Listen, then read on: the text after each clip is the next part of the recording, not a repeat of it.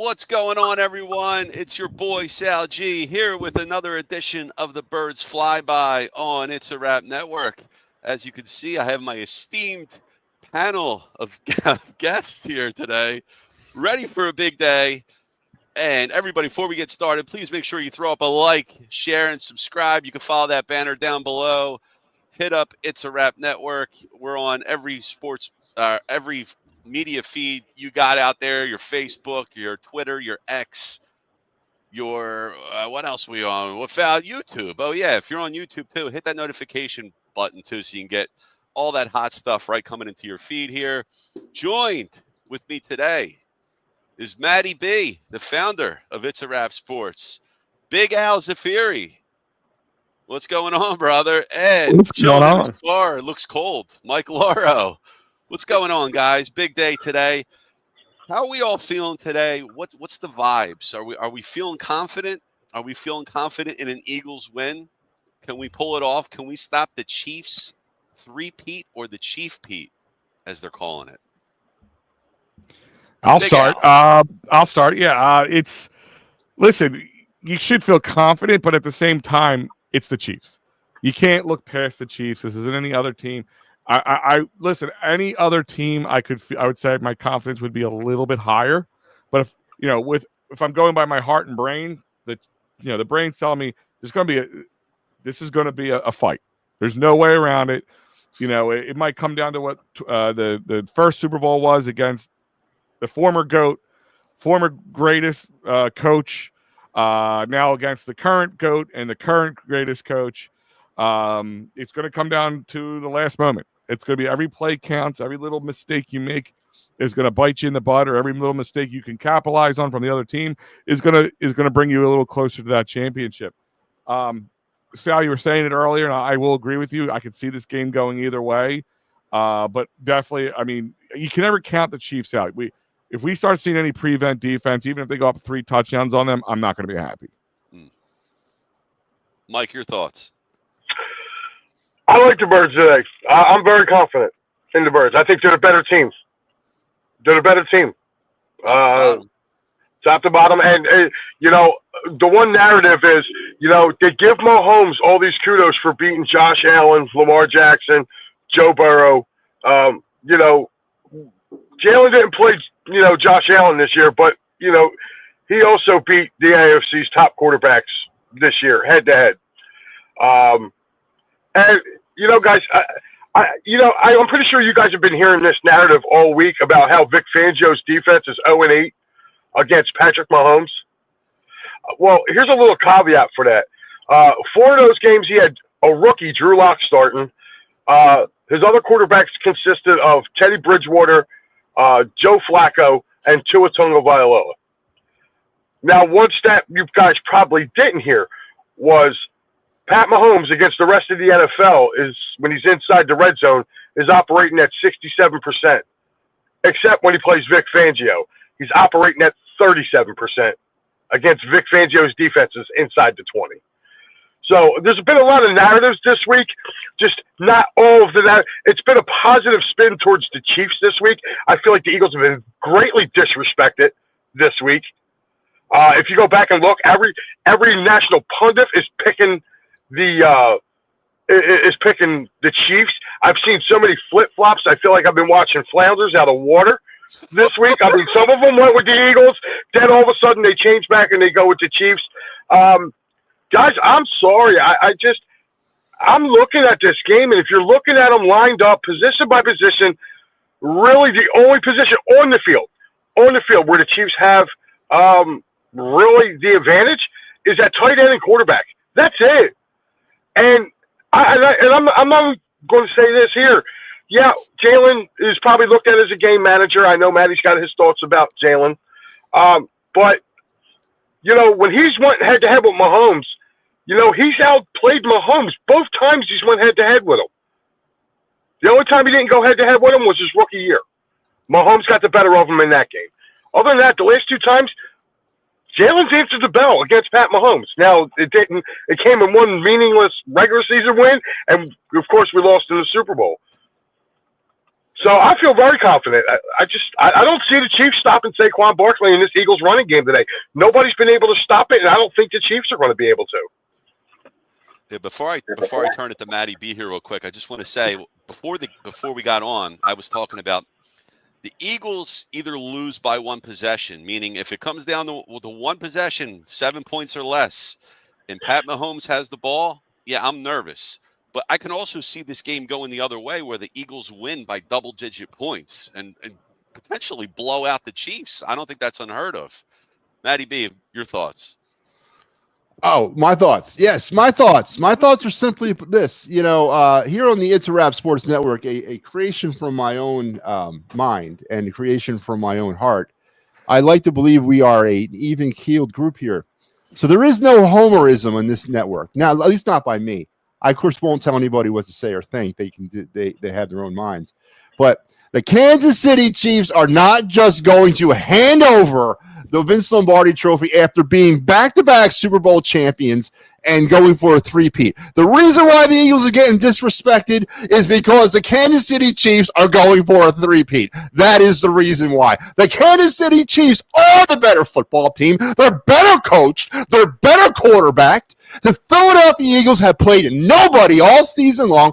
Their combined record against their opponents is 20 games under 500. Everyone keeps saying, well, the Chiefs haven't seen anything like the Eagles. Well, guess what? Newsflash! The Eagles haven't seen anything like the Chiefs. All right, so I am so done with the homerism. It is driving me crazy. Thank you, sir. All right, no problem, Matty. I'm glad you got that off your chest. Hope you feel a little bit better. Told you that excitement came from somewhere. Drink some tea. All right, look, is this Eagles squad better than the 22 squad that faced the Chiefs in the Super Bowl? And could we also argue that this Chiefs team is the worst of the past 3 seasons? I don't think the Chiefs team's the best. I'll take this first because I've talked about this with people. Yes, this Eagles squad is better than the 2022 squad. I can say that. In one way, and only one way. Saquon Barkley is the only difference between the 22 squad and this squad. And we have the number. No way! No. Disagree. Just as good in 22 as they are now. I'll answer the question here. Are they better at secondary? Yes. Are they better at linebacker? No. Yes. No. All right. Tell me 2020. We lost TJ Edwards is playing just about as good as Zach Bond's playing this year. No way! No way! No way! Sorry, Matty. No, we're disagreeing on that one. TJ Edwards had a good year. He had a good year, but he wasn't up for Defensive Player of the Year that year. Zach Bond's Come on. He came in like 5th in Defensive Player of the Year voting. He lost, and he lost bad. So I don't really care if he was up for whatever he was up for. We all know, listen, the secondary and even the linebackers were a little better, but more the secondary looked better in 2022 because of the stout defensive line just getting sack after sack after sack behind Reddick, behind Brandon Graham. But the Eagles on the edge were better in 22 than they are now. Yes. I'll agree there. And they were also I think it's kind of a push if you're going with defensive tackle because we had what's his face now that's playing with the Niners. He was getting a ton of sacks for Hargrave. So I think him and Carter are kind of a wash, but definitely on the back end they're better than they were in 22. Cornerbacks, yeah, safeties. The O line is a bit of a push in my eyes. If you want to look at it, maybe same. I would even say I hate to say this, but even maybe a little touch up, like very negligible. But I mean, I love Jason Kelce. Everybody knows I'm a huge Jason Kelce fan, but I think pound for pound, athletic wise, Cam Jurgens is a better center. Maybe not from like reading a defense, play calling, play changing, communicating with his quarterback, but from physical attributes, all that kind of stuff. I like Cam Jurgens a little better at this point. But overall, I mean, you had A.J. Brown, you had Devontae Smith, so that hasn't changed. Yes, and Saquon Barkley is the biggest difference, but can we admit that the biggest difference has been the biggest difference in this year? Absolutely. I mean, even I was one of those people that I'm like, all right, listen, I think Saquon's going to be great. Don't get me wrong. I didn't know he was going to be the difference maker in going to the Super Bowl. And, the question coming into the season, would he stay healthy? Would he be able to stay healthy? Would he be able to carry it all the way through? Up until this second, he has proven that point. Outside of little, dings and, dents that everybody gets by this time of the year, he has been very healthy, playing at a rate that the question Mike said, and I'll go with Mike a little bit on this, they have been, I know you said, Matt, it's 18 games, right? They haven't let up 18 playoff games. I'm sorry, they haven't let up 100 rushing yards. I think that's going to change today. I really think that's going to change today. I think what they're going to try to do, because here's the thing: if you're doing the comparison, you have to go into the coach thing a little bit. You have to go into like Spags and Andy versus Fangio and Kellen Moore / Nick Sirianni.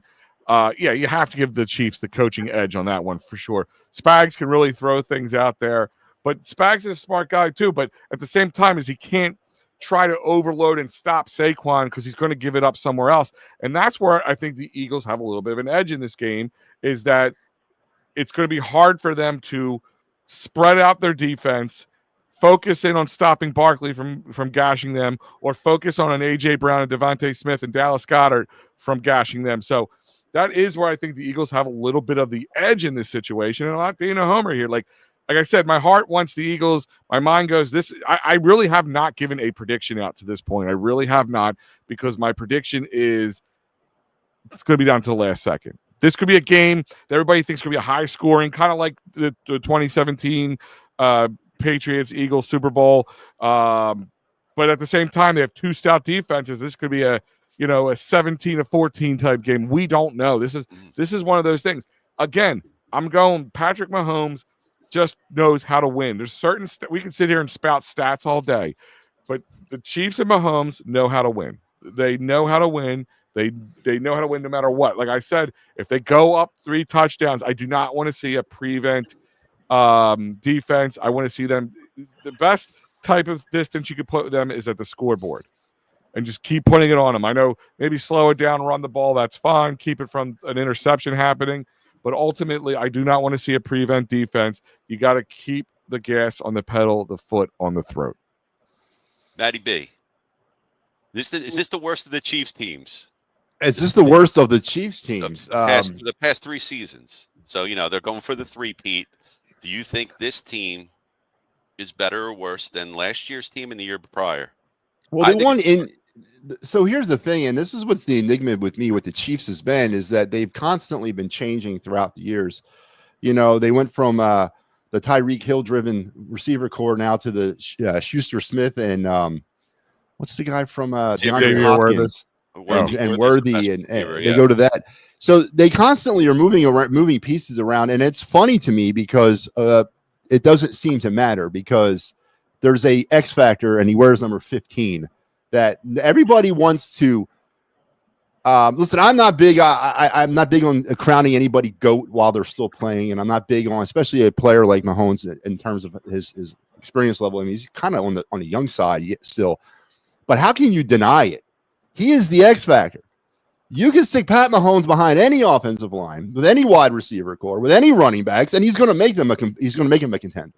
He is the X factor that everybody wants to kind of say, oh, yeah, we're accounting for him. We're going to talk about him. We're going to mention him. But deep down, I don't think anybody realizes how much of an X factor this guy really is. He can take a team and literally take them across the line and win.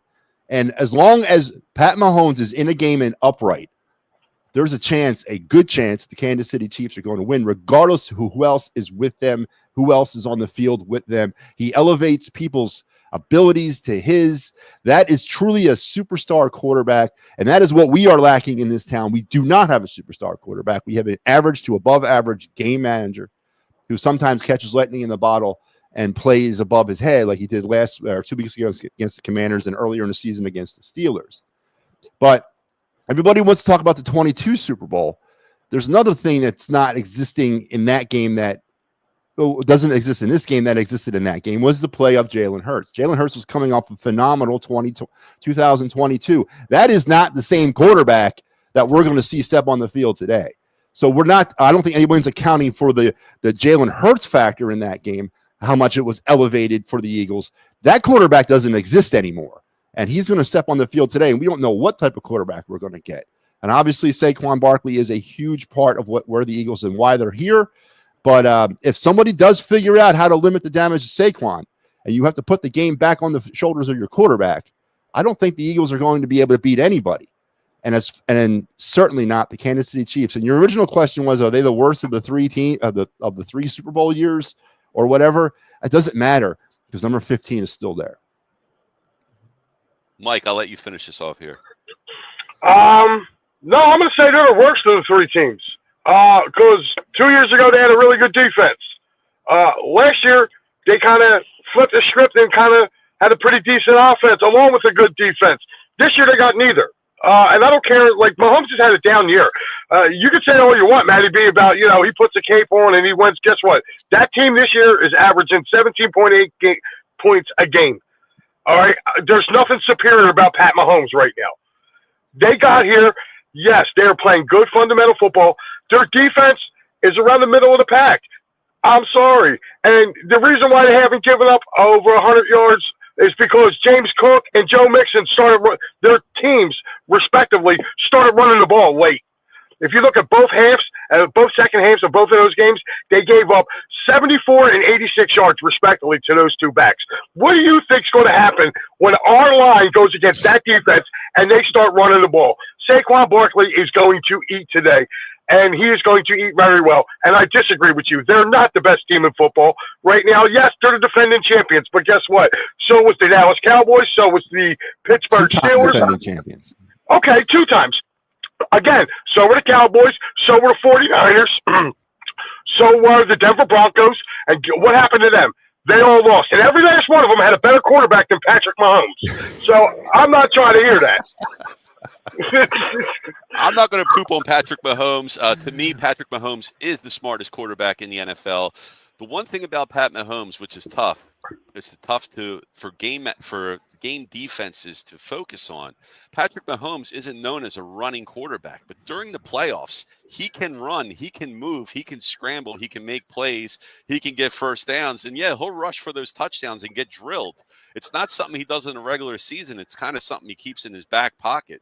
But that is an X factor that the Eagles I don't know how they're going to account for it, because you're not going to put a spy on Patrick Mahomes because he's not like Michael Vick. He's not Jalen Hurts the way he rushes the football.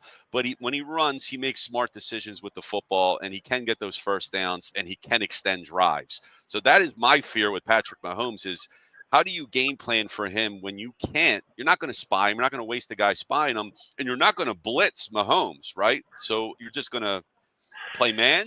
Are you going to stay back? How are you going to let it happen? They can't run the football with Pacheco and a Kareem Hunt. I'm not worried about that. That's not a threat at all up the middle. So you're worried about that. They're good from the 5 in. From the 5 in, they can run the football. But as far as trying to run it down the field, no. Well, Pacheco's coming back from injury. I feel like he's a really good running back. He really is a tough kid. Kareem Hunt's kind of revitalized his career out there this year a little bit. But again, I think, that all goes back to Andy Reid and his failure to run the football. This is Andy Reid going back to, 2003 and throwing the ball all over the place. That's what he's doing. And again, you got to give the Chiefs a little bit of credit, but I think it's funny. The Eagles are not getting kudos for beating teams like, the Ravens when they were talking to town and all these other teams that were also ahead of the Eagles. What are the other teams than the Ravens? What are the other teams? I mean, the Bengals just missed going in the Bengals. The other teams than the Ravens that the Eagles have beaten on their schedule that they've played on their schedule that they've beaten. That's worth. They beat the Rams. They beat the Rams twice. Were they not a playoff team? The Rams were. Come on, you can't. Washington. They beat Washington. They beat Washington twice. They beat Green Bay twice. Steelers. There's four playoff teams right there. Steelers were frauds in my eyes. I mean, I'm not. Yeah, the Eagles' opponents were 20 games under 500 this year. They were collectively 20 games under 500. Their schedule. That was what their That's collective coming off records of a year ago, Matty. That's coming off of their records last year. You want to give numbers? Let's give numbers. The Chiefs' collective schedule from 2024 was 2 games under 500, so they didn't play a juggernaut schedule either. But 2 games and 20 games, a little bit of disparity. That's my thing. I'm not discrediting what the Eagles have done, and I'm certainly not going to discredit what Saquon Barkley has done. But I'm also not going to elevate what they've done. They played well. They've been tested, really. Have they really been tested this year? Yeah, they have. Against who? Tell me who. Tampa laid a beating on them. Did you not watch that Tampa game? Tampa laid a beating on them. And Tampa, again, another playoff team. They lost the Tampa game, right? They lost that Tampa game. Right. All right. They're not going to win them all. But, I mean, you're sitting there saying that they didn't play nobody. I just named you 5 teams that were in the playoffs. So are you putting those 5 teams that you named, with the exception of the Ravens, because I'll give you the Ravens, you're going to give me 4 teams. Are you going to put them in Buffalo Bills status? Are you going to put them in Baltimore Ravens? You're going to put them in the status of the AFC teams that the Kansas City Chiefs had to run through to get to the Super Bowl? Or are you trying to? There's 4 teams in the whole AFC. Wait. There's 4 teams. Who did they run through? They went through the Bills, who seemed to shit the bed against the Chiefs all the time. Who was the team they played before that? The Texans. Houston Texans. I mean, Houston Texans were a good team. Right, but we all knew they were. You can equate Houston to Green Bay. You can equate Green Bay and Houston to LA. You can equate those teams together. My point is, that's what's making. If you look at this whole season in the NFL, like in a global look, there's a very there's a huge drastic difference from top tier team to next level. There really is. There was a lot. The parity in this league was ridiculous this year. It was terrible, actually. Teams either just were like take the Saints. Everybody thought beginning of the year the Saints were just going to be this juggernaut team. The bed, like big time. The Falcons. Look how great they were going to be.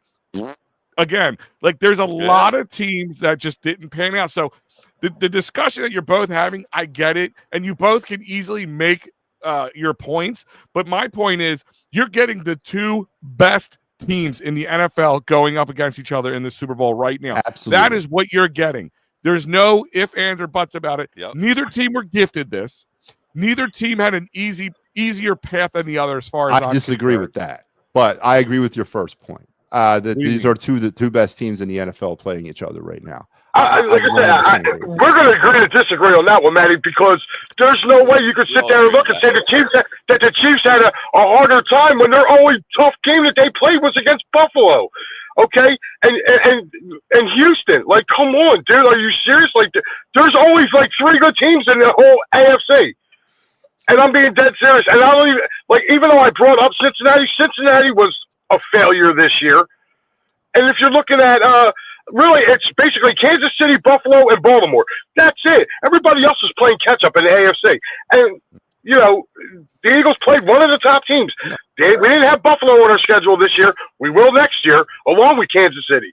So we'll definitely get a better chance. Also fell apart a little bit, too. I mean, they had injuries. Washington played above where they were at the time. Detroit played down. Decided to run the ball a little less at one point, which just showed some fear on them. Listen, we could sit here all day and bang our heads against the wall. Whose path was easier or not? Blah, blah, blah. It doesn't matter. The game is today. This is the game that we're going up against, the Chiefs versus the Eagles. That's it. There's no ifs, ands, or buts. Yes, I agree with Matty B. The biggest X factor is Patrick Mahomes. The second biggest, I would say, is the coaching. I don't fear the wide receivers. D-Hop hasn't really been the D-Hop that we know. Xavier Worthy is a guy who can – he's just speed, and give him credit, has come on at the end of the season, because at the beginning of the season, he looked a little lost. Trust me, I know him, I had fantasy. And then on Worthy. Good night. But, and here's the thing is go to that for a second. If you're looking at holes, like areas that you're going to watch, with real tight, you do have a great defensive a secondary in the Eagles. Don't forget, they're young. You got Cooper DeJean, you got Quinyon Mitchell. If anybody's going to expose the rookie mentality, it's going to be Spagnuolo. It's somebody who can do that. You know what I mean? Or in this case, it's not Spagnuolo. It's going to be Andy Reid.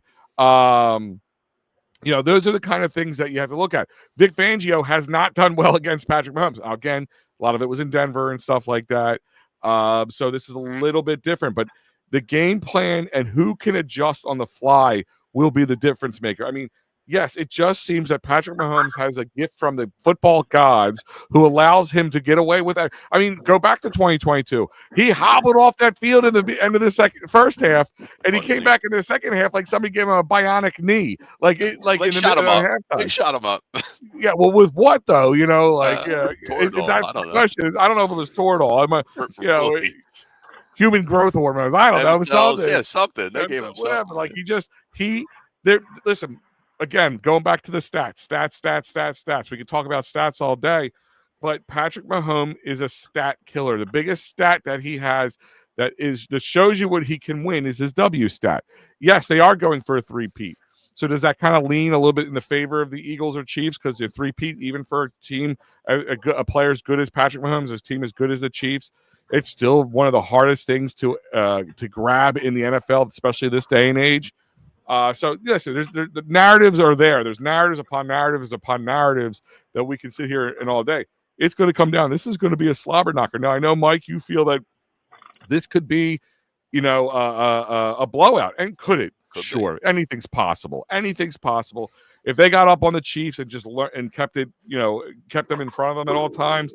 But you tell me that if they're up 7 or less points and Patrick Mahomes has 30 seconds with no timeouts, you're not, clenching your butt cheeks a little bit. Of course. When we faced Brady, when Brady had the ball, I was like, they're going to lose. The Eagles are going to lose, and we ended up winning.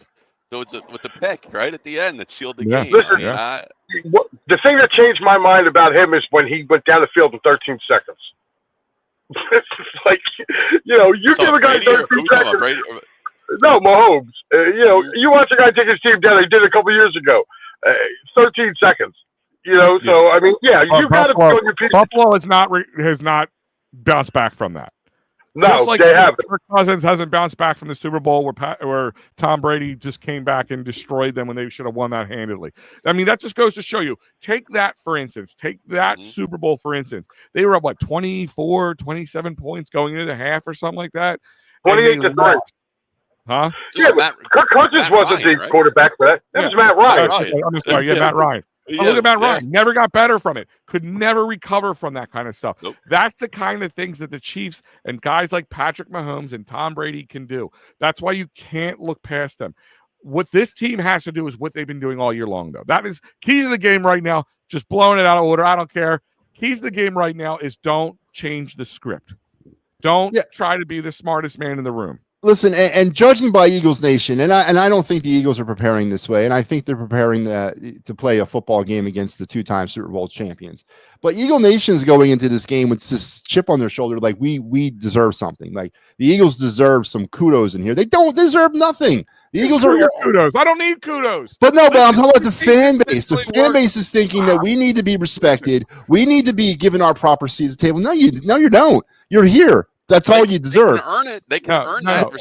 And the rest of it, they got to earn. They got to earn it. The Chiefs are not going to just step away and be like, "Here you go. Here, take your trophy. We don't want it." Here you have to. Right? Yeah. We don't need the third one. You guys can have that. But no, they're not going to do that, and they shouldn't do it.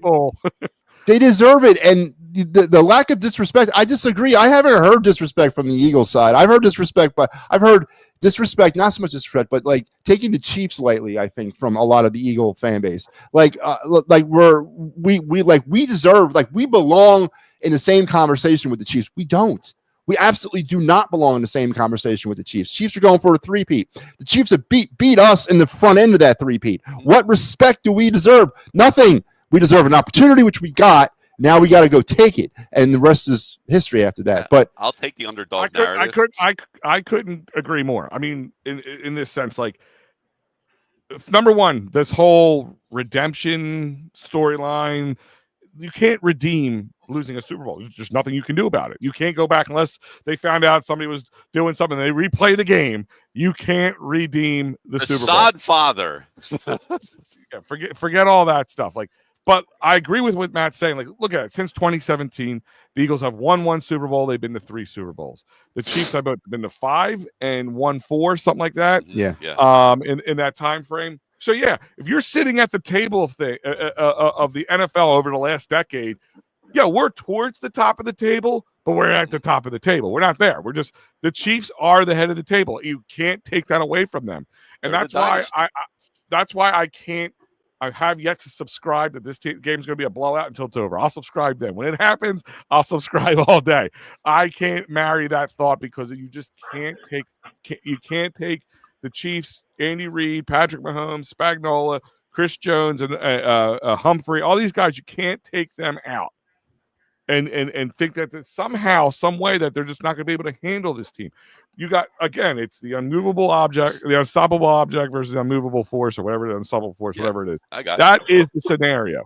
That is what we're going up against. And that's why I'm saying, if you're not even an Eagles fan or a Chiefs fan, if you're just like, I don't want to see Patrick Mahomes win, or I don't want to see the Eagles win because I don't like Philadelphia, the one thing you're going to get today is entertained. You're going to get a hell of a football game. If everybody comes and plays their best, you're going to get one hell of a football game. And it's whoever blinks first. It'll be whoever blinks first will lose at that point. Mike, I'm gonna give this to you. I think this game is a matchup between the defensive units of both clubs, and you have them. The Chiefs are led by Steve Spagnuolo, and the Eagles led by Vic Fangio. What will Spags dial up for Jalen Hurts to try and throw him off his game? You know, Jalen Hurts has been playing clean football all throughout the playoffs. No turnovers, no fumbles, no picks. Clean football. What will Spags dial up for Jalen Hurts to try and throw him off rhythm, off his game? I believe you're going to see a lot of third down blitzes if they come on, if they obvious passing downs on second down. You're going to see Spags dial up the blitz. I think Spags will be bringing pressure. The only problem is when you bring pressure, you leave those wide receivers one-on-one, and I think Dallas Goedert's going to have a big game today. I don't see anybody on that Chiefs defense that's going to be able to stick with him. I really, truly don't.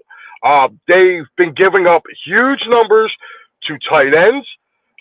They've also been giving up huge numbers to the slot wide receiver. So therefore, either, you just throw Smitty in the slot. Smitty could have a big day today. We watched Mac Hollins 2 weeks ago they torched this Kansas City defense. Mac Hollins, this is what I'm saying. Like, I like Spagnuolo. He came from us. He's won 4 Super Bowls. 2 with Kansas City, 2 with the Giants. He's a good coordinator. But again, like this year, I'm not sold on this Chiefs defense. Karlaftis is going to be on an island. Okay, he's going to be going head to head with Lane Johnson or Mailata. Chris Jones is going to be going head to head with either Mailata or Lane Johnson. Well, Jones will move around. They'll slide him. Well, around. They do. That's what I'm saying. They flip sides, but they're good players. But again, this is what I'm saying. This Chiefs defense hasn't gone up against an offensive line like this all year, and I saw with my own eyes what basically their defense was giving up on the ground. And with this Eagles offensive line, I'm sorry, no. Saquon's going to eat, and he's going to eat real good today. And as far as you flip it on the other side, this is all I'm going to say. They took their Pro Bowl guard, Joe Thuney, and stuck him out at left tackle. Who's done well, though. I mean, give him credit. He has. But they are really susceptible up the middle. And where's Jalen Carter play? Right in the middle. And as great as Patrick Mahomes is, just go back and look at that Tampa Super Bowl when Vita Vea and Kalijah Kancey were both coming in on him. He had no time. And that's how you beat Patrick Mahomes. You don't give him time. And if he ain't got time to throw the ball today, they're not going to. And it's not like they take real deep shots anyway. They do intermediate. They dink and dunk down the field. They don't take the big shot unless it's there. Matty B, can you see this game being decided by defense, low-scoring affair? Steve Spagnuolo or Vic Fangio? Who would you prefer? So I want to counter Mike's comment about Dallas Goedert. First of all, in order for Dallas Goedert to eat, the Eagles would have to actually throw the ball to the middle of the field. They don't do that. For the season. Just so some numbers here for you, Mike. For the season, Jalen Hurts attempted 300. For the season, Jalen Hurts attempted 361 passes, and only 48 of them went to the middle of the field.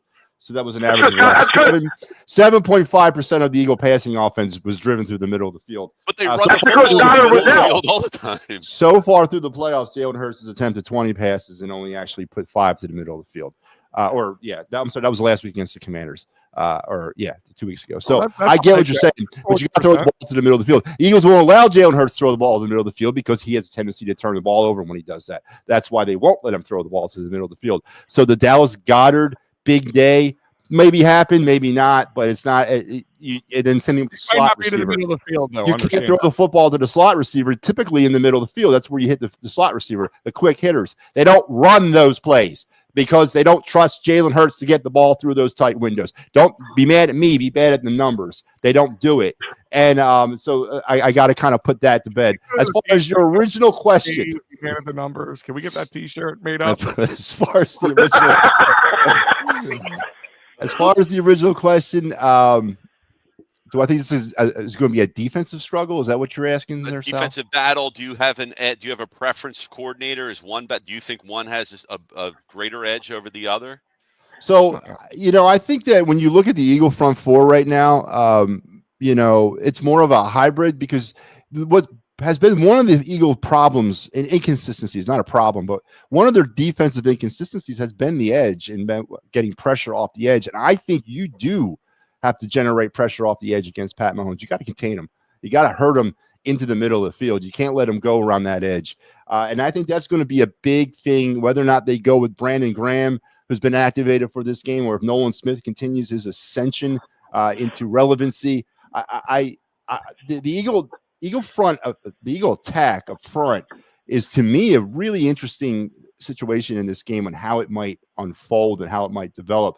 Chiefs incorporate more of a traditional front four, more of a traditional pass blitzing or pass rushing type of style. I disagree. I think it's going to be an offensive struggle. I think it's back and forth.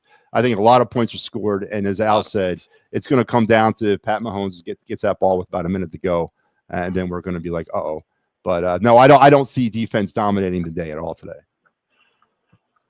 The one thing is also, don't forget, and this is kind of like a story it's been out there, but it's kind of been underlined, under the other stories, is I don't know if it was the flu or some sort of sickness Jalen Carter was dealing with. So the question is, remember, Jalen Carter, give him credit, because remember one thing we saw over the last couple of years, and even 2022, not 2022, that was Jordan Davis, I think, one of them. But those guys would hit a wall. Like, we saw them hit a wall last year too. Like, they were just, he's been playing like 95% of the snaps, which, give him credit, he's been in the game. I mean, he sealed the game for us a couple times in the playoffs. I mean, Jalen Carter has had won us a playoff game, I guess, against the Rams was the biggest one I could think of.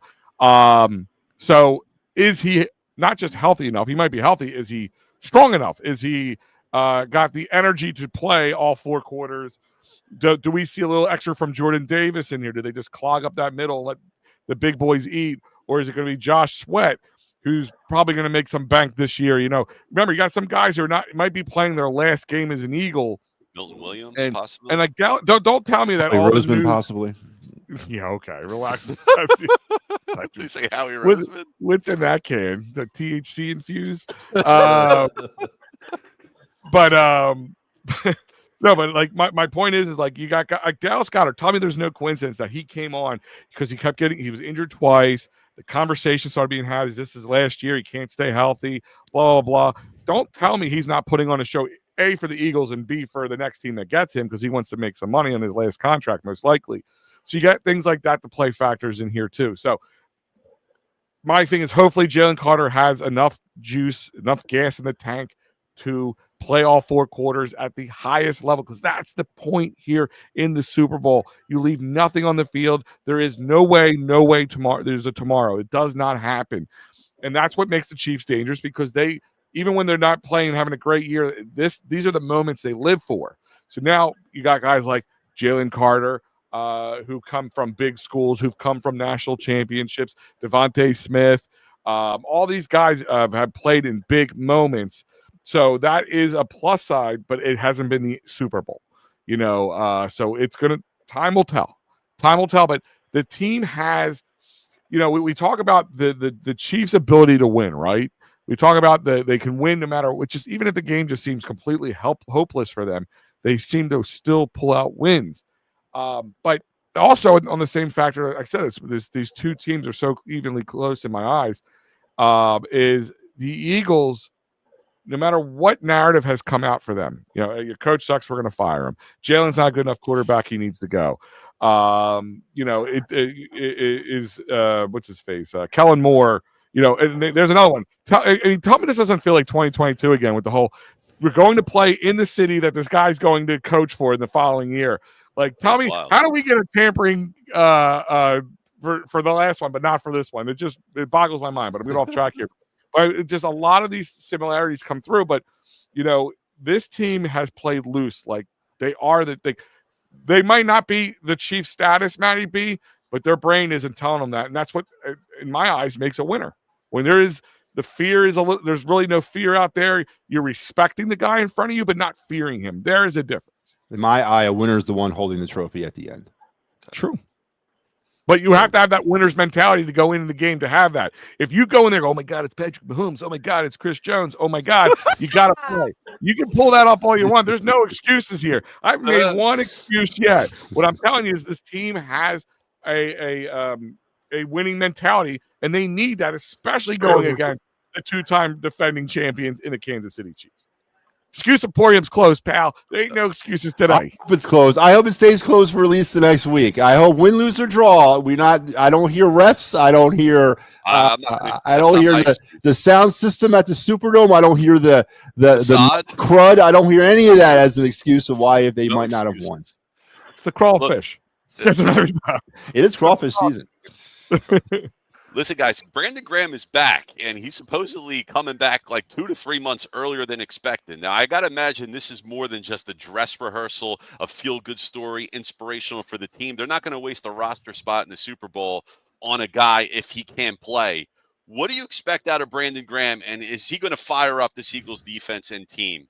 Well, I got another question. Is it a mistake to activate him? Is it a mistake to upset the secret sauce or turn over the apple cart of the way these younger players have sort of kind of infused themselves into the rotation? Jalix Hunt, to a lesser extent, Jeremiah Trotter Jr. I know he's not an edge guy, but and then the rise of Nolan Smith is probably the biggest part here.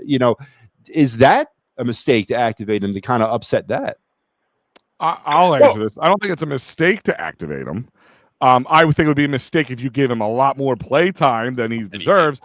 I mean, I don't think you really lose any. If Brandon Graham coming back and he's healthy and in shape to play, and he's your number 3 option, I'm okay with that. I'm okay with that. If you're telling me he's going to come in and he's going to take, a bunch of plays away from these guys, but again, how nice is it to have the luxury of saying if the moment becomes too big for a Jalix Hunt, or Nolan Smith, that you have a guy like BG who has been in that moment, who has caused a play to win this team its first Super Bowl.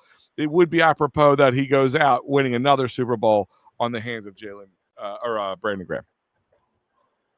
Go ahead, Mike. Your thoughts? I think it'll be more of a morale lift for the guys, him being back. But I'm a little. I'm actually kind of agreeing with Maddie here. To take the place, I feel like Jalix Hunt has played his butt off. If you want to replace a guy like Bryce Huff, who gives you absolutely nothing, then yeah, I can see you switching, Brandon out for him. But yeah, I definitely don't want to, Mr. Safiri making an appearance. What is Dawn's take on Brandon Graham? Dawn. She ran. She's like, wait, you're live? Steve checking in. Saying, I'm sorry, Mike. I didn't mean to. Go ahead. Go ahead, buddy. Steve Fuentes checking in. What's going on, Steve? Says 10-play max for Graham, especially on early downs. Don't need him out there for key third down plays. I agree with that. He's going to get some play. I mean, they're not activating him just for show. It's not just to suit up and wave a flag. He's got to be able to I got- play. You put him on But special again, teams. If he plays the scenario of break in case of an emergency, I mean that's the best kind of fire extinguisher you can have in your back pocket. Yeah. I mean, again, I think he does come from a morale standpoint. He's there. I think he plays, and I wouldn't say you wouldn't see him in many. Like I wouldn't say you wouldn't see him in any third down plays. But you might see him out there on some key plays, some key moments that they need. So it really listen. They're gonna probably test him a little bit more in the beginning, and if they think he can handle it, that might mean it'll spell a little bit more game time for him in the beginning, at the end of the game. But ultimately, if the other guys are doing their job, no, it's absolutely unnecessary to play him much at all. I got a question for you guys. Does Bryce Huff get a tackle in this game? He'll be Look the at some hero of snaps. Super Bowl MVP, Super Bowl MVP. Calling it Wouldn't that right be now. something? What's the odds on that one there, Mike? I don't know, but I'm about to go look and just throw a buck on it just for giggles. I'll tell you right now. I'll run up and down naked up and down my own street if that happens. That's how crazy that would be. Does that count? If he's playing special teams, does the tackle there count with that? I mean, or does it have to be on He's a? MVP. Calm down. Okay. I'd say one tackle. Oh man, that is just so funny, man. I want to get into Sirianni now. I want to talk about Sirianni, and during this year, there was a lot of debate, especially prior to the bye week. They were 2-2. A lot of people like me were doing the Office Space quote, and I was saying, hey Nick, what would you say that you do here? What was his job? And because you have Vic Fangio coaching the defense, you have Kellen Moore coaching the offense. What was Nick's job? And I finally it came to me, and I realized that Nick is very important to this team. He is the glue holding this team together. He's built culture around this team. He's made these players believe, maybe believe even playing better than they actually are, playing above their physical, mental capacities. I just think that Nick is doing a good job, really giving a shit about his players. Would you say Nick Sirianni is the Matty B Oh my god! of the Philadelphia Eagles? Maybe not everybody loves him. Maybe not everybody always agrees with what he says. Wow. But he is the glue that keeps it all together.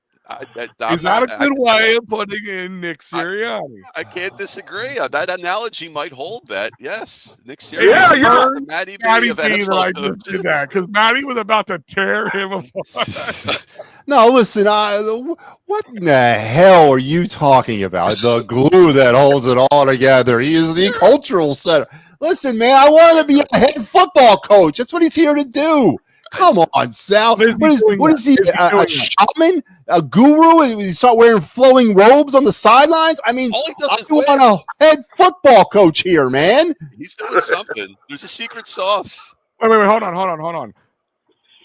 Is he doing his job as a head coach? Yes. Answer that question, yes or no. I'm a Matty B to answer the question. Me?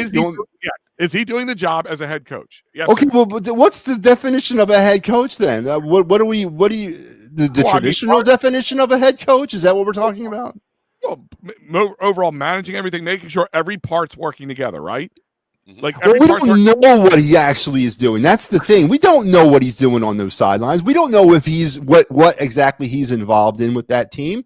But I am going to give him credit to one thing. They're not running the Kellen Moore playbook because Jalen Hurts can't run that playbook. So they have created this Moriarty playbook in order for Jalen Hurts to successfully run the offense. So I will give him credit there.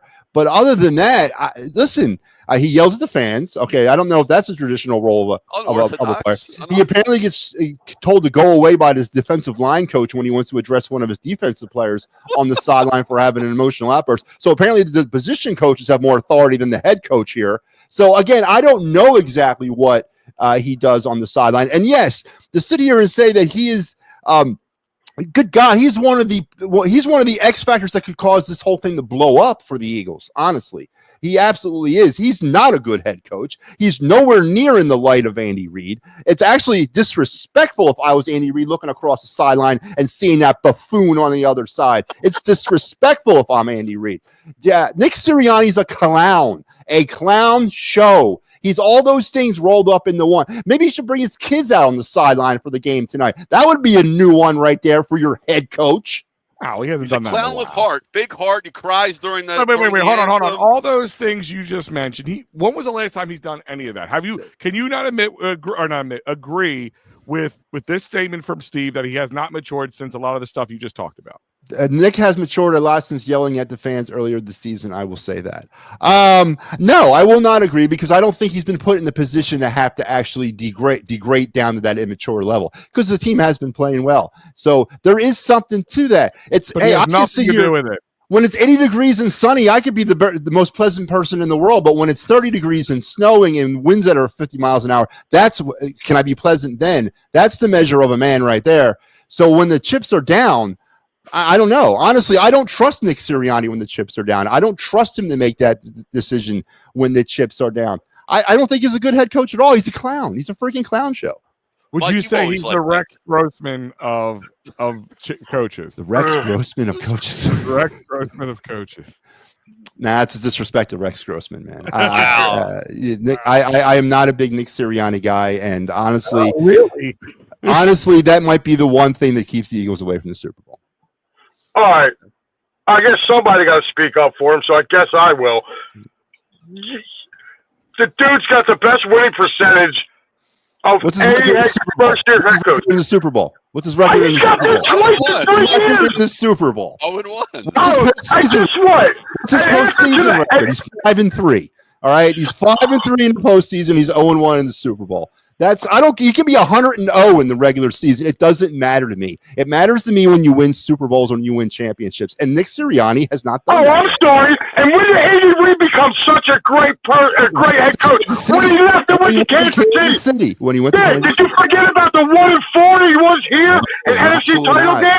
Absolutely not. I'm pretty sure you wanted him running out of town too. Like, come on with the Andy Reid love all of a sudden. That dude's marginal at best. He choked away 4 different friggin' games. 4 different times we should have been in the Super Bowl. But no, Andy Reid decided he had to throw the ball to unnamed wide receivers. Ring a bell? Like, come on, I'm tired of the Andy Reid love. He's a moron too. And guess what? You can call Sirianni a moron, but after tonight he'll be a moron with a Super Bowl. Okay, it's speculation, but he hasn't done it yet. That's just it. He hasn't proven it yet. Okay. We can speculate all we want. He hasn't done it yet. 4 years. Hold on. He's been here 4 years in the Super Bowl twice. And like, give me a break, dude. Appearances. I don't care how many times he's been. How many times has he won it? No, but let me ask you this question. You gotta get there to win it. Absolutely. I will ask it in this form. Matty B, going back in time, they fired Doug Peterson. We don't know who anybody is. They should have fired Howie Roseman too. The Matty B. Oh, here we go with that dumbass take. Yeah. If Matty keep doing that because he keeps proving you wrong, Matty.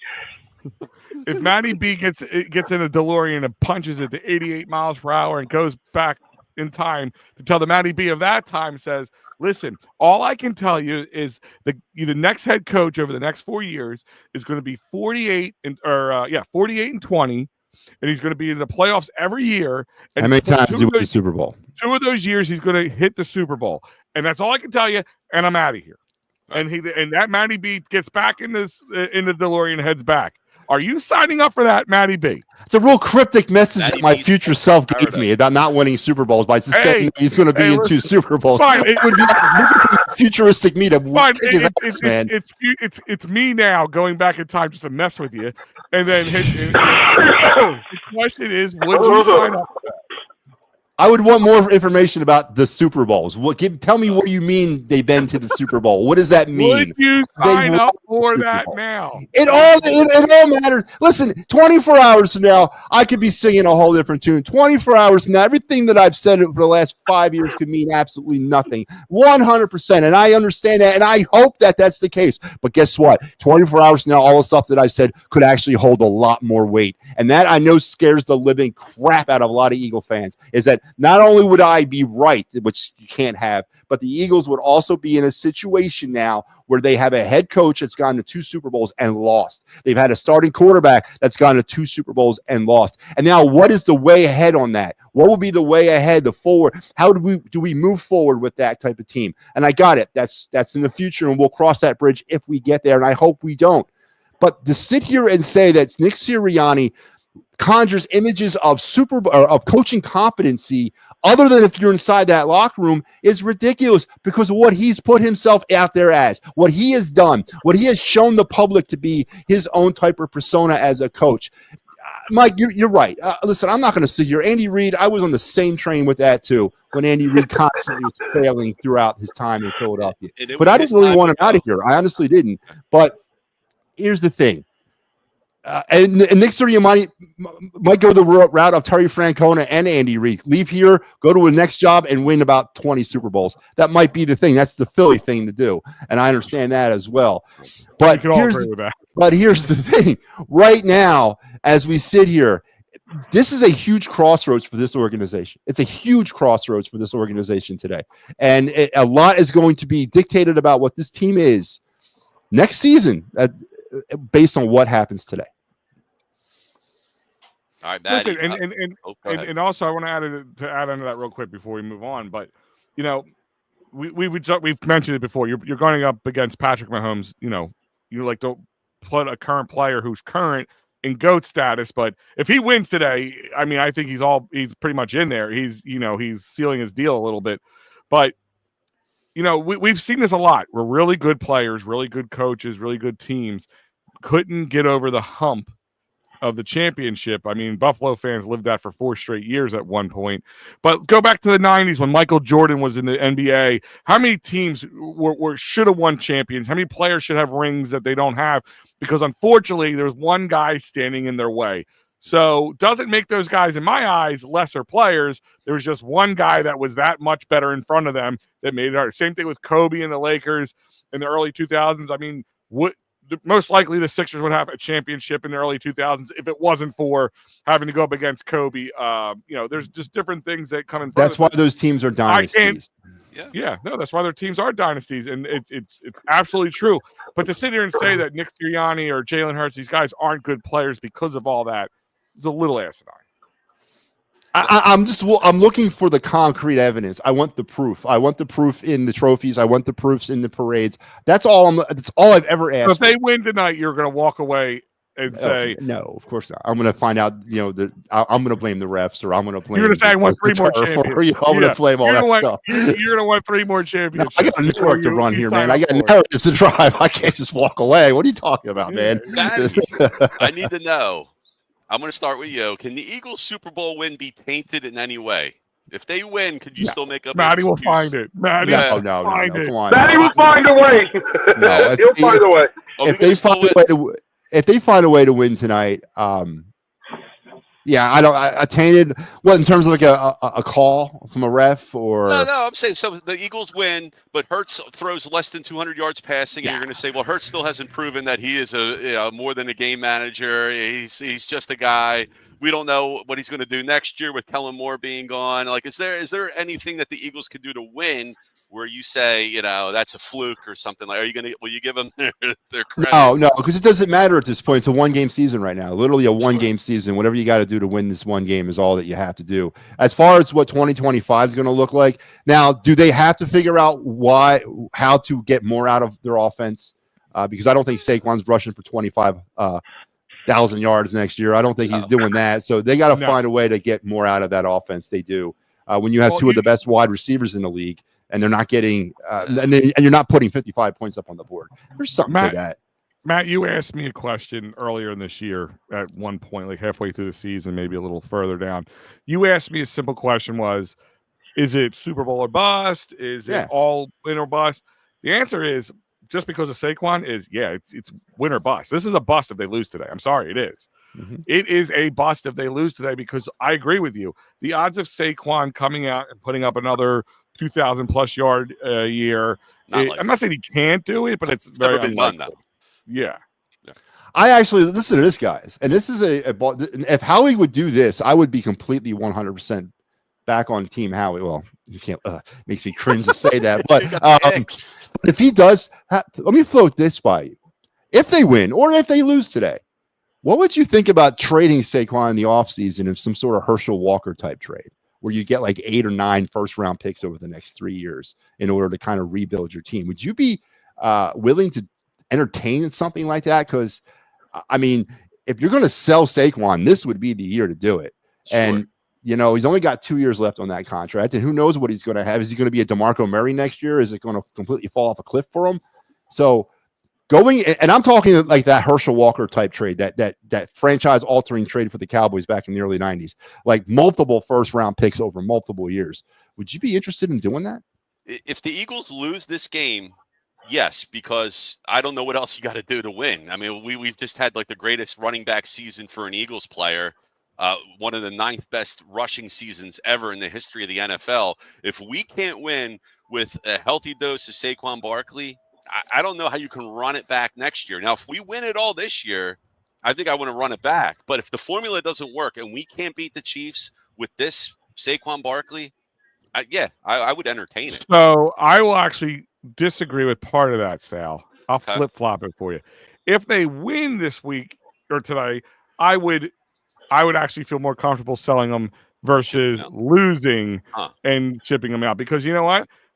We have all talked about it. The one thing I think all 4 of us have not denied is that this season was a baby of Saquon Barkley. If it wasn't for Saquon, could have been a little bit of a less of a lackluster season. You know what I mean? Sure. What about you, Mike? What do you think? I would love it if he did that, Matty. If you're able to get multiple years of first-round picks from somebody, hell yeah. And I mean, I don't care either which way. If you're able to do that and get multiple first-round picks, yeah, do it. I mean, because you're right. On my show, Steve brought that up, so that's why he's putting that down there. Oh, you're yeah. welcome. I mean, listen, and you know what? That's really, if you go back and look at it, you got to remember something, dude. He had a lot of carries at Penn State because he was the man there. He had a lot of carries with the Giants because he was the man there, and he pretty much had a ton of carries this year with the Birds. So yeah, I mean, like if you're a betting guy, you're not going to bet that he's going to get another 2,000 yards going into next year. It's more going to be like a DeMarco Murray type of situation than it would be, him continuing on. So yeah, if they do win, I think either which way, if they win or they lose, if you get a chance to grab a whole bunch of draft picks for him, you know, hey, Saquon, it has been real, dude, but this is the NFL. You've now been traded to the Browns. Yeah. Have a good one. Yeah. I mean, how could you not like entertain that? The Like Kirk Cousins ran Brown. That's where I'm going. That is my hot take for the NFL offseason. Kirk Cousins is going to Cleveland? To Cleveland Browns. That's my hot take. My hot take is Myles Garrett will be an Eagle. Ooh. Or Max Crosby. I'll take either one. I think I might want. I don't think they trade Max Crosby unless they get some sort of huge return that the Eagles wouldn't be willing to pay. My hot take is Frank Reich's the next offensive coordinator. Yes, I can agree with that too. I think he's in town waiting. So they won't. He's already figured out apartment. They're going to bring another Merc in, right? They're not. I don't think after last year. I don't think they're going to just promote somebody who hasn't had. Yeah, no, they're not bringing experience. They're not making the quarterbacks coach the offensive coordinator. No. All right, I'm fine with that. Yeah, I don't want to lose Vic though. That's the one thing. I don't think he's going anywhere. So, how do the Chiefs stop Saquon on his birthday today? February 9th is his birthday. It's also Cooper DeJean's birthday. I'm going to throw this out here to you guys. Saquon Barkley's jersey number is 26. Cooper DeJean's jersey number is 33. They're both birthday boys. You add that up, it gives you 59. This is Super Bowl 59. Huh? What? Eagles win. Eagles win, baby. Turn the show off. Over. See you post-game. Jesus Christ. That's the formula. Yes. Yes. 26 plus 33. Birthday boys. Super Bowl 59. It all adds up. Right? Well, listen. How do the Chiefs stop Saquon? I don't think they do. I think Saquon is going to get his. It's a matter of limiting. How much does he get in your eyes? If you're picking the stats right now, what are you saying? $120. Touchdowns and Yeah, he rushing. goes over 100. He breaks it. $120 and $120 and 2 touchdowns. But it's not going to be what I'm putting the Saquon bet in does. now. I'm putting the bet in now. Hold on one second. It's not, in my opinion, it's not so much what Saquon does. It's how much they can kind of just limit the damage to Saquon. And that's where it's really going to come down to for me. There's two very main factors in this game for me. It's the limiting Saquon and it's the turnover battle. The Eagles go into this game not having turned the football over in the entire playoffs. Yep. They've also coming into this game having forced 10 turnovers in the playoffs, 20 turnovers over the last. If you go back into the regular season over the last 6 games, the Eagles have forced 20 friggin' turnovers. That is the reason why they are in this situation right here. And Super Bowl's won. It's Mike Papernick's birthday. Oh, it is. There's another one. There we There go. you go. There we That's go. up. The Super stars Bowl are is aligned, won. guys. Matty B, anything you say just went out the window. Patrick Mahomes just got explosive diarrhea apparently somehow. It's happening. Well, that means Carson Wentz is going to come in and lead him to victory. That would be a story from hell. Listen. Can I just say That would be a story. that if there's some alternate universe that happens, I kind of would love to see that just to laugh a little bit, but then come back here to reality. Like that would be the only way it happens. So How could you live with that? Say Saquon or Pat Mahomes crumples his knee on the 3rd offensive play of the game. Carson Wentz comes in, throws for 355, 4 touchdowns, and leads the. I mean, would that be worse than losing a Super Bowl? no. See, what would happen is if it, it would be. It would be absolutely. It would be the worst way of losing the Super Bowl. I mean, you could lose by 1,000 points to Patrick Mahomes, and that still wouldn't be as bad. No, but like the only thing that would happen is like at the last play when he gets a chance to come back in, Darren Sproles will come Tanya Harding him and call it a day. Like it would just be the end of it. That would be terrible, man. That would be watching Carson Wentz lead the Chiefs to victory. 1,000 points. They could just keep beating us up and just get completely manhandled, and that still wouldn't be as bad as losing to Carson Wentz by a point. That'd be terrible, man. I would have so much fun with that. I would have so much fun with that. I don't hate Carson Wentz because it's not said enough. This Eagles do not have a Super Bowl if it's not for Carson Wentz's play in the regular season. But he might not have won the Super Bowl if he was. He might not have. It's if and buts, candies and nuts, all that stuff. It is. But they will not. They would not win the Super Bowl. They were on a tear. He was MVP status at that point if he didn't get injured. Got to give the devil his due because we give Matty B his due enough. We can give this devil a due. It is. We do not have a Super Bowl victory to talk about if it's not for Carson Wentz. But Carson Wentz is softer than Sharman. I think. No. Carson Wentz is mentally weak. Sure, he's mentally weak. There's a difference. He's mentally weak. He allowed his own personal feelings. How dare you be better than me? How dare you guys want to win? We all heard about him like cheering against the Eagles, getting upset when the Eagles were doing well in 2017 because they won it without him. We saw how he acted. We see how his career had led him. If it wasn't for his weakness mentally, he'd probably be in the NFL playing very well. Christ, could still be an Eagle for all we know right now. I mean, 4 teams or 5 teams in 5 years. I mean, it tells you a lot there. So it does. There's a lot of comments here, guys. And if you haven't already, everybody's tuning in to It's a Wrap Network, the Birds Flyby pregame show for the Super Bowl. Please give us a like, share, and subscribe. Make sure you do that so you can help the network out, help that algorithm out. I don't know how those algorithms work on the social media networks, but you got to hit like buttons. You got to hit notification buttons. You got to comment, you subscribe, and you do all that stuff, and it helps us. All the interwebs. Yeah, you're on the interwebs. You guys out too, because all this hot content will get out to you, and you're going to know when it's happening. So as our march to 100 subscribers on YouTube continues, we're up to 50 now. So all right, we're getting there. We picked up one today. Listen, I'll take it. There you go. Comments here. Let's read these. All right, here I got your nooms. Cooper is the massive X factor here. He can cover Kelsey on his own. My concern is Xavier Worthy or Hollywood Brown getting loose deep on Mahomes' scramble. This is true. I mean, but that's what Matt was talking about earlier. Like that's the ability, or actually, yeah, I think it was Matt. He has this ability to play up when he's, when he has the moments. And the moments come, and he just doesn't. He just has that factor, man. This is not a excuse employing him. There's just certain guys that are born with this ability to win. Winning is just it's so natural. As much as you farting, it's as easy as them to do that. Like that's just that easy for them.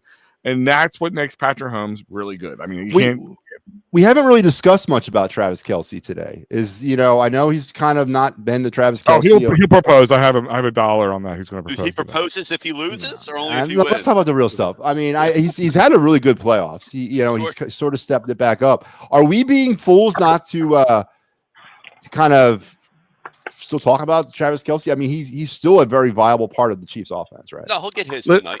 No.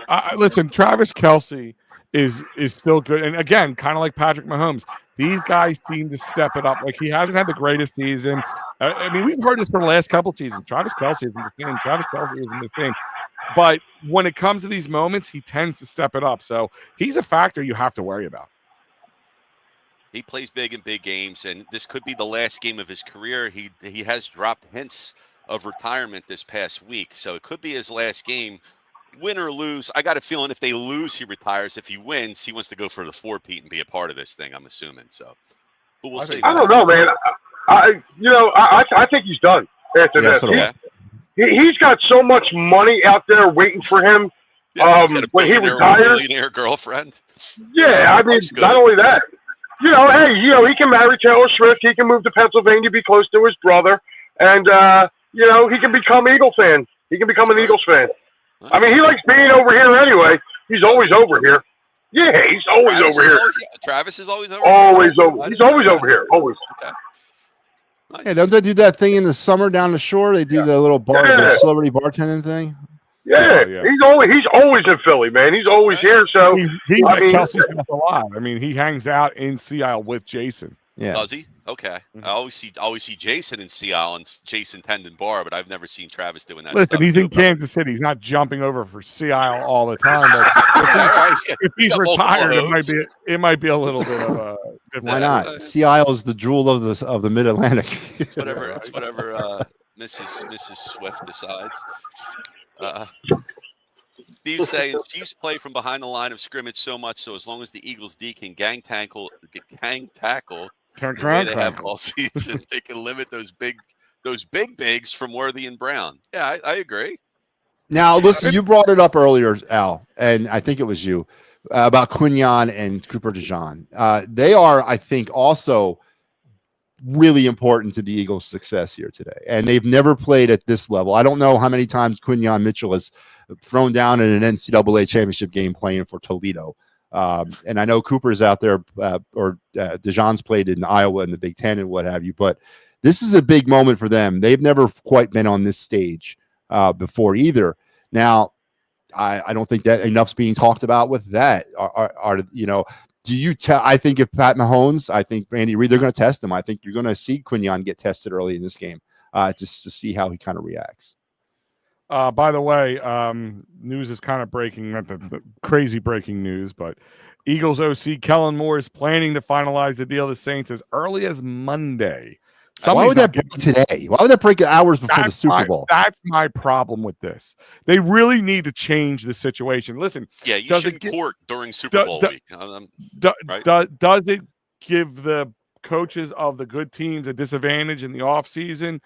Sure, but guess what? That's the advantage of going to a Super Bowl, that, there's a plus minuses to everything. So I think they need to change this. This needs to be changed significantly. Like, it's scary that this keeps happening. That's, like I said, you talk about, adding up the numbers, it's 59. Let's add up these numbers. They play in Arizona. They lose in Arizona. Their D coordinator goes to HC of Arizona. Now they're playing in New Orleans, and their offensive coordinator is there. Like, everybody knows this. If I know this, the whole team knows this. Tell me this doesn't get in their minds a little bit. This is the kind of crap that pisses me off. This is the kind of crap. I ain't worried, bulletin board material, all that stuff it helps. Trust me. I've been in locker rooms. It helps. But this is the kind of shit that, can distract anybody. And like I said, it's a minute change in anything can cause any of these towers to topple. And this is the kind of crap that the NFL needs to get on and change immediately. So what? You can't negotiate with the new head coach regardless if you make the playoffs. You don't make the playoffs until after the Super Bowl? There should be no coaching changes until the Super Bowl is over. Yeah, they should just you can talk and you can do all your interviews, but you can't you shouldn't be able to interview any coach who's currently active coaching. You should, and if they're not active coaching, start doing your interviews, and then you can do your interviews, and no coaching changes should be made or changed until at least a week after the Super Bowl. That way, it's fair. So Kellen Moore could have got a couple under his belt, wouldn't have to worry about this, and it solves the problem. What's wrong with that? Does the coaching news get everybody all tingly during this playoff run? No, nobody wants to hear that crap. I don't care. Even if the Eagles fire their coach and do it in the midst of January, I don't care at this point. That means nothing for me. They need to change it. It's an atrocity. It's an atrocity of the sport. It causes a problem that is unwarranted. So now, really, if you're looking at this now going forward, now you're looking at Jalen Hurts getting what is it? OC number 8 in the last 8 years. Hasn't bothered him. Yeah, I mean, like, this is crazy, man. He had the last 3 years in college, and then his first 5 years in the NFL. Like, I mean, this is crazy, man. You know, I kind of like the idea, though, what Maddie said about them bringing back Frank Reich. One, he's Sirianni's pal. Two, you know, he was here before, and he ran a really good, you know, he was a really good OC. Listen, if you get the most out of Carson Wentz, you must be doing something right. Listen, I like just the fact, and Nick Foles, I was just about to say that. Like, he redesigned the offense for Nick Foles. So, you know, to me, I'm looking at it. It's going to happen. The one team that it doesn't happen to is the Chiefs. Like, they always seem to hang on to their guys, with the exception of, you know, what's his name? Spags is like Fangio. He don't want to go anywhere. Yeah, he's happy. And what was his name? Who was it? The Enemy? Who just the Enemy. The Enemy. I don't even know what. There was something going on behind the scenes with him that nobody in the NFL wanted to deal with. Maybe it was a head case. I don't know. An asshole or something. I don't know. He just went from OC to OC, and now he's not even in the league. I think he's in college. No, right? he just came back. He signed. He's with somebody. Yeah, but he's back. He's got like a lesser role. He's like a running back coach or something. Would you take the Enemy as an offensive coordinator if you're the Eagles? Or it depends on how, I mean, I talk about Sirianni and being the glue and building that culture. If the Enemy is a detriment to that culture, you don't want somebody like that there. If he's toxic, I don't know his situation. I don't know, man. He had his chance last year in Washington, man, and like I felt like he kind of fell on his face in Washington because, you know, like he was there coach for the Bears. That is ridiculous.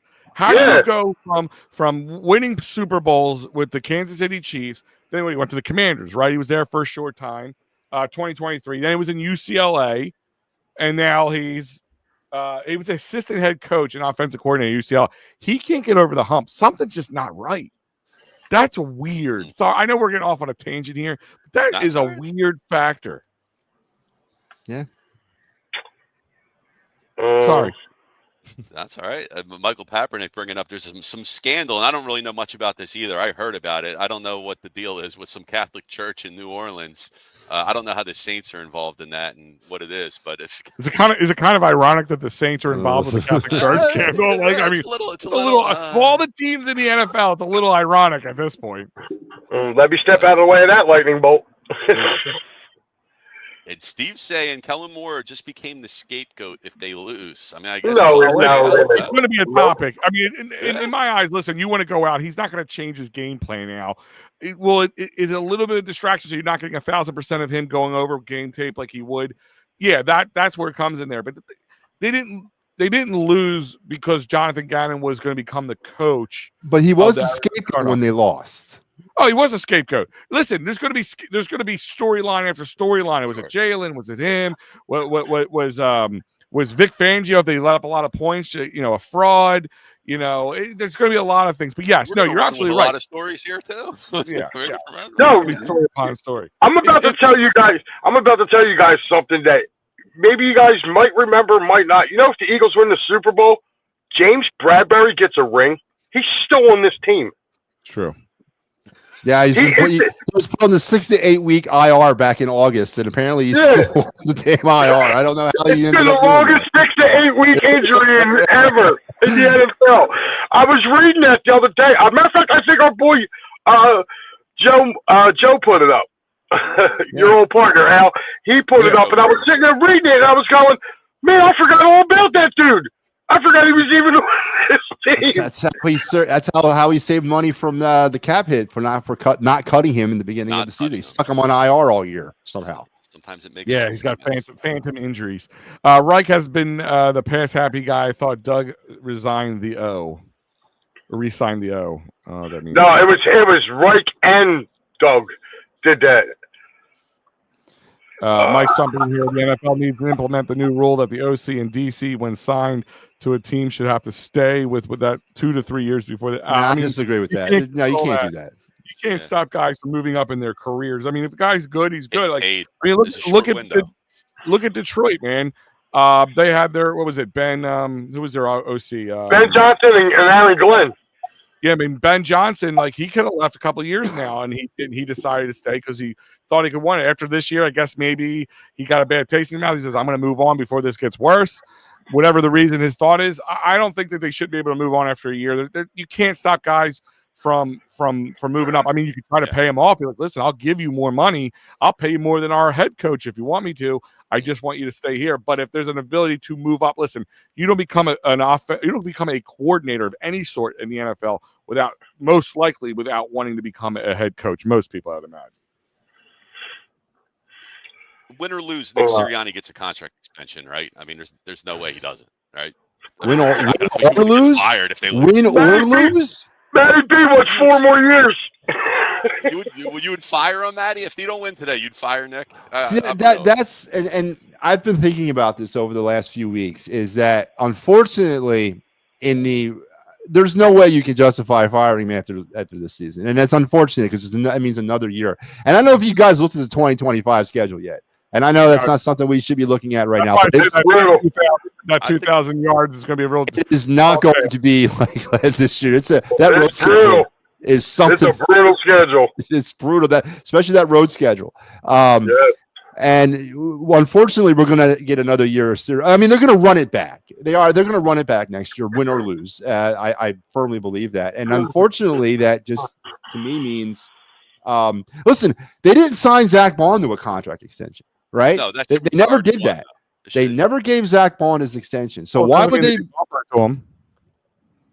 Right, but he never signed it. Or if you're Zach Bond at this point, like if they didn't decide, I'm going free agency now. See what I'm going to make. Like at this point, he knows this is going to be his big payday. So hell yeah, he's going to do that. Same thing with Milton Williams. He's probably gone. They're not going to be able to afford him. And I would love to keep Milton Williams on this team. There's a lot of players. Josh Sweat. I mean, he banked on himself too. He got a new what's it called? Agent. He got the big guy. What's his name? Rosenhaus. That's the guy. That's the guy you want when you want big money.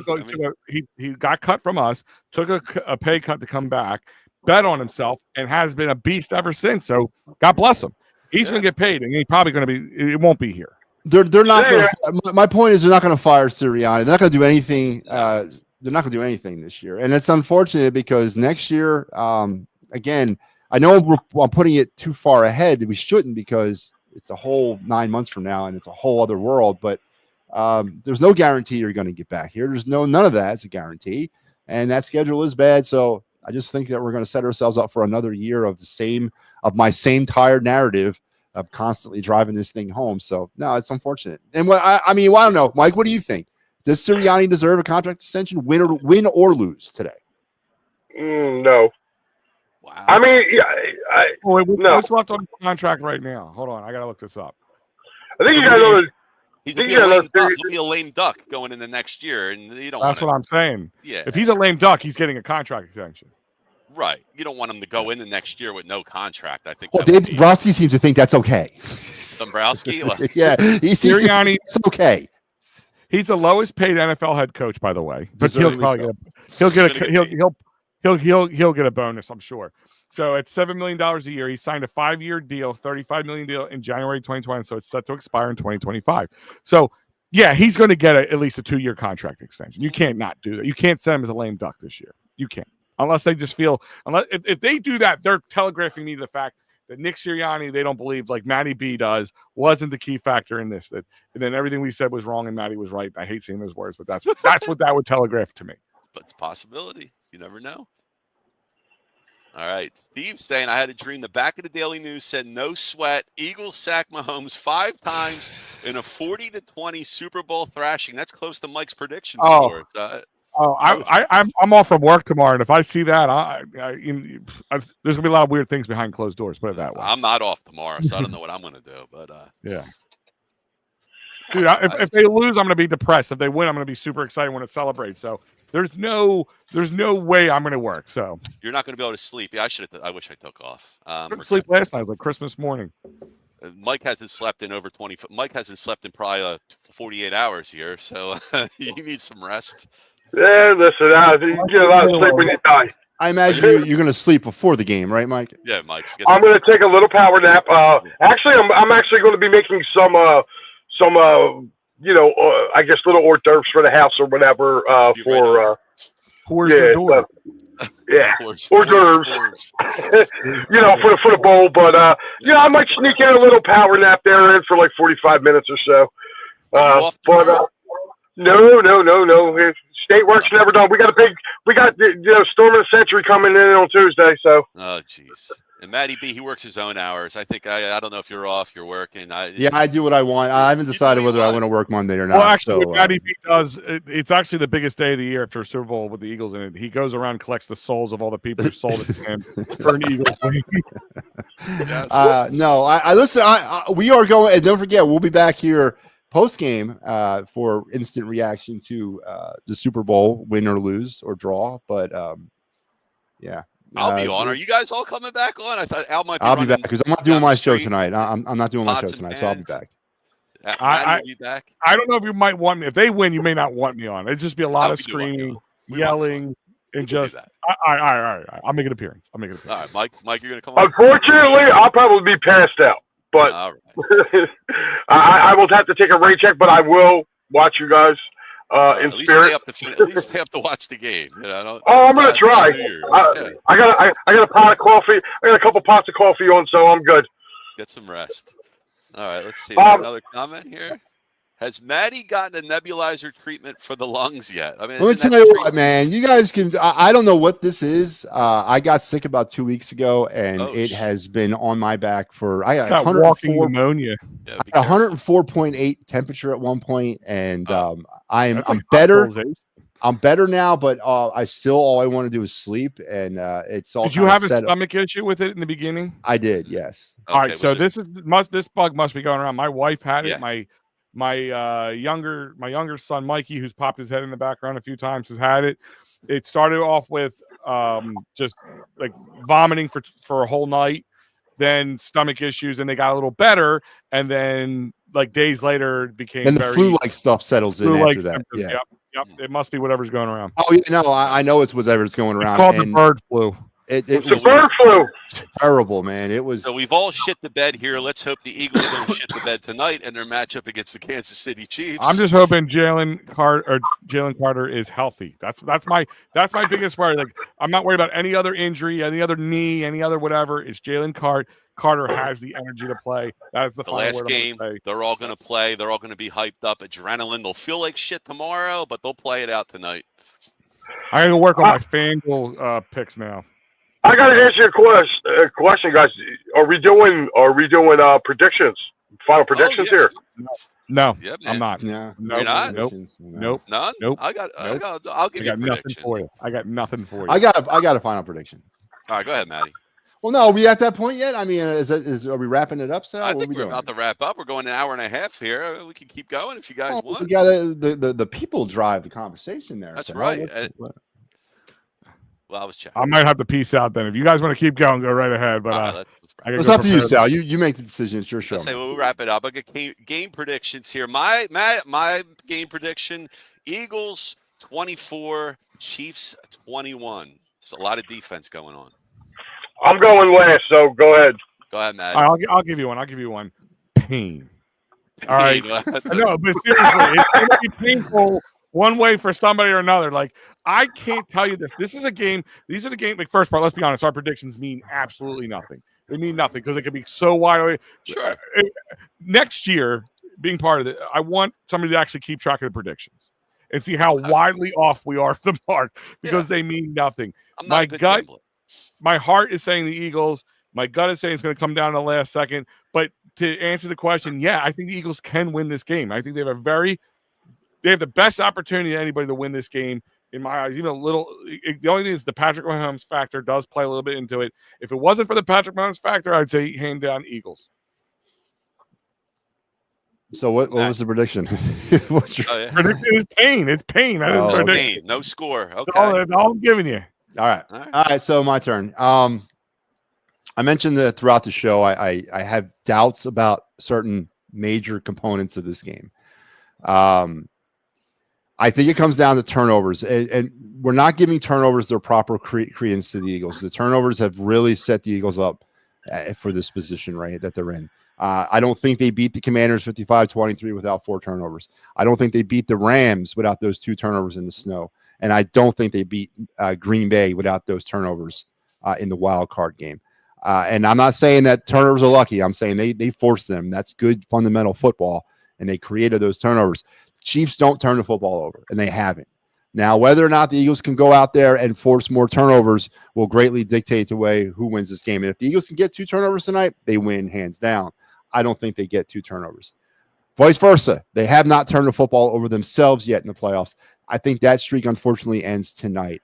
And that's what I think this comes down to. I think this comes down to a turnover potentially late in a back-and-forth game that's going to trading touchdown for touchdown, field goals for field goals. And I think it comes down to a late turnover. And unfortunately, 31-27, three-peat time for the Chiefs' kingdom, and Pat Mahomes is my MVP. Okay, it could certainly play out that way. That's for sure. Yeah, man. Listen, City of Philadelphia, get out the 55-gallon drums of Crisco.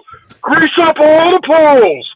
This game is not even close. Yeah. Eagles defense shuts down Patrick Mahomes tonight. Birds win 41-20. They put up more than 30 points one time all year. That was last week. Guess what? The game leading into the Packers in the playoffs, the Packers didn't turn the ball over. The Rams didn't have a turnover.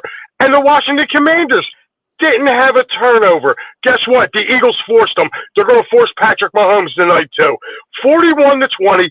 Guess what? Grease the poles. We're going to Broad Street. And Matty B is going to be coming on here tomorrow apologizing to a lot of people. No, he won't. I apologize for it. Listen, I was going to hope for something. You got to hope for something. Listen, if that actually happens, that prediction, I'm going to need a 55-gallon bucket of Crisco, but I'll be greasing a different pole with that kind of prediction. If that happens, you breaking out your inner Pat Bernard over there? Oh, yeah, Mike. Show me coffee. Show me coffee. if there's a 20-point differential against Kansas City and Patrick Mahomes, and they win this Super Bowl, don't tell me I'm the only one thinking that. All right. Well, listen, this is what I'm feeling for this game. They can't stop the run. And what do the Eagles do better than anybody else in the NFL? They run the ball. I don't care. Steve Spagnuolo can line up 13 guys on that line of scrimmage. They can't stop the run. It's just that plain and simple. James Cook should have had over 100 yards the last game they had. He did very well, James Cook, for the Bills last week. And Matt Collins ate them alive. Like, I'm not scared of this Kansas City defense. I'm really not. And I'm sorry, their offense is just dink and dunk anymore. That's all it is. They don't take deep shots. And that Vic Fangio defense, they're going to let you come down the field. I see a whole lot. You want to prop bet? Take Harrison Butker over 3 field goals because the Chiefs are going to kick a lot of field goals. Oh, yeah. We didn't talk about Jake Elliott at all today either. What's that? We didn't talk about Jake Elliott either. So that's another fact. That's a conversation I don't want to have. I'm letting the universe handle that one for me. What about after all the talk about Jake Elliott's the hero of the Super Bowl? That's a good point. That would be funny. That would be great. Hey, Butker hasn't been perfect either, so that could be a wash there between the two kickers because neither of them. Well, he's been better. He's been better lately. He was injured. Mm-hmm. Yeah. So is Jake. He's been better lately too. He just can't kick extra points for some reason. Watch that be the deciding factor. A 1-point loss. The bookies get it right. All right, stop! You're hurting my soul. I have to go make my FanDuel. I can go put in all my FanDuels. All right, we're gonna wrap this thing up here. We can go on forever, but Mike, a lot of guys got things to do, except me. I got things to do. What worries me is the health of Dickerson, Jurgens, and the weakness of Becton. Nobody's healthy at this stage of the year, so everybody's just playing hurt. They're playing through it, and they're gonna. I think everybody's gonna be juiced up on adrenaline and whatever else they're shooting themselves up with. I'm not stressing. I'm not worried about anybody being hurt. Anybody? You guys worry about anybody? No. Not being Let's 100%. just play it. Let's I just said play Jalen that. Carter. Jalen Carter, you're worried about? Okay. It's the only one Yeah. because sickness is a bitch. You know how that is, Yeah. and that Yeah. tells you about it. Like your muscles are not as strong. Your body it takes longer time to recoup than like a stretched knee or some sort of muscle tendon pull. Yeah. That's kind of what I worry about if I want to worry about any real injury. Yeah, the Nola crud is what I'm worried about too. Is about that, the effects of that, and how rampant did it run through the team, and who's still suffering from it. Yeah. We all remember Michael Jordan one time. He had 100+ fever, and he put up like 50 points in a playoff game, right? It was at the finals game. It can happen. You can end up playing better just because, your body's just using. Well, your body, it's the fight or flight situation. It's I got to play better, and ends up, it wasn't as bad as he thought he was, and ends up playing even better because Sure. he knows he has to, and he has to turn it on the whole time. And again, that's that winner's mentality. That's your difference there. That's what makes them, the guys like them, special. All right, guys. Let's wrap I this thing gotta up. get out of here. But thank you for having me on. Be good. Talk to everybody. We're watching Birds Fly By on It's a Wrap, and we'll see you post-game show. Go Birds! Go